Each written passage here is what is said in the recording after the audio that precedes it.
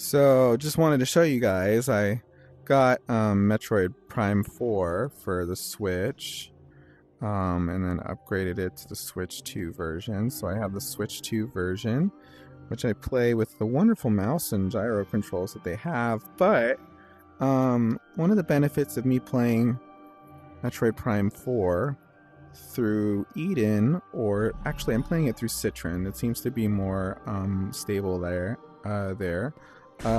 is that you can use Rendepth stereoscopic 3D converter as a reshade filter, and you can then get this really cool 3D visor effect and play on a big 3D screen. And so, although I got a little farther on my Switch 2 save, on my Switch 2, I decided to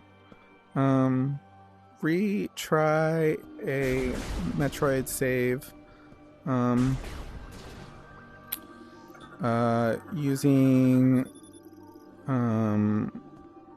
my emulated copy because I was fiddling with getting the 3D to work, and it's hard to show on here, but everything has like a Nintendo 3DS pop-out effect in a curved visor screen that I've just made here. So it's really, oh my god, 3D morph ball, that's so cool.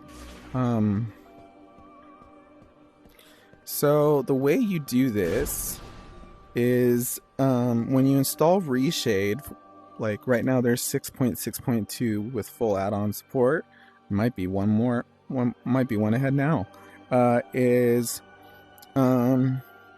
you make sure that on virtual desktop below you've selected half SBS, or if you make it over under, that you selected over under. And then when you turn that, because this is what it looks like right now, is there's actually a double vision side-by-side stereoscopy. When I hit half SBS, it merges into a 3D image. And the way you get that is when you have ReShade installed, you make sure that you check Rendepth, stereoscopic 2D to 3D conversion. You go into Rendepth, you select side by side. I have 100% stereo strength. I have about 30 as the Z buffer scaling. If you do this number too low or too high, you'll notice a weird cutout effect in the graphics as it's trying to cut out and make a stereo image, and that's not what you want. So I've noticed for me, about 30 seems right.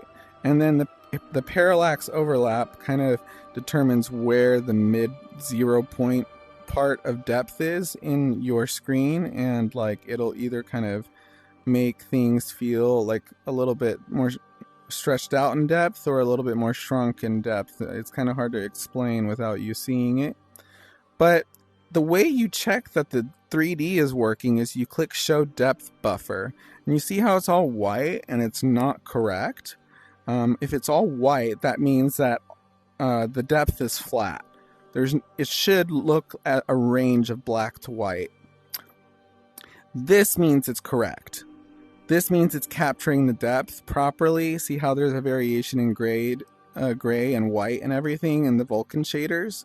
And by the way, you select Vulkan whenever you install ReShade, and then make sure you run the game in Vulkan shaders in Eden or Citron or Ryubing or Ryubing or whatever. And so it shows the Z depth buffer is how you check that the game is properly capturing depth. And the add-ons that you install include adjust depth, and when you go in here, it'll show generic depth, and it'll show these things right here. These are your Vulkan shader options. You want to select the one. You see how this has so many vertices? You want to select the one that has the vertices highest. That looks like it's basically the giant amount of vertices calculated by the shaders that you want. So note when I click this, notice how the depth gets corrected. And that's how I know it'll be 3D whenever I look at it. If this is not correct, if the image is flipped upside down, or if it's just showing flat shade, you go to Edit Global Preprocessor Definitions back in the Homes tab, and you select one of these that are 0. Input depth input is reversed, and you make it 1. If it's upside down, you make it 1, and it'll correct it. And if you need to, you can add. You can just click plus and add these reversed and upside down ones from global into current preset and make those 1 as well, and then apply, and just fiddle with that until you get this correct 3D depth image on the depth buffer here. And then when you're done, you just deselect it, hit reload, performance mode, what have you. Make sure that it's selected. Yep, it's selected right here to make the depth correct, all those vertices. And then performance mode, and get rid of the menu. Get rid of the menu. Here we go. And then now make it side by side, and boom, you have 3D Metroid Prime 4.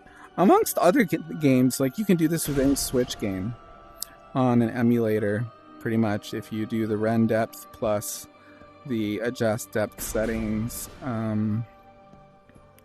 And so I don't remember how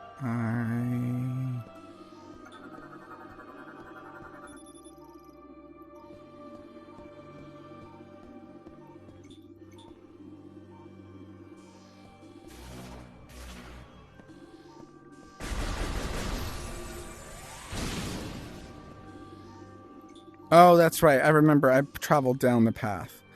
Down here.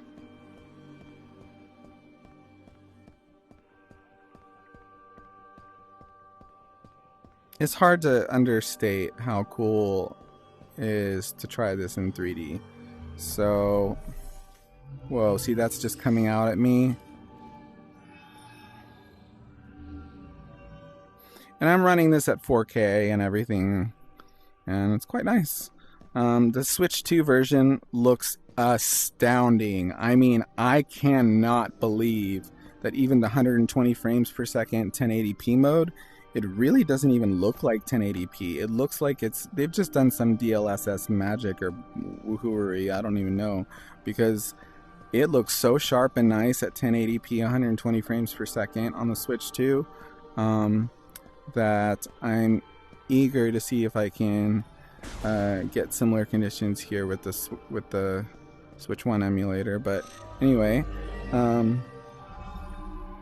because I've got like this is where these are the controllers I was using for the mouse gyro controls on the Switch 2. But anyway, just wanted to teach you guys how to do this, and happy gaming, happy holidays.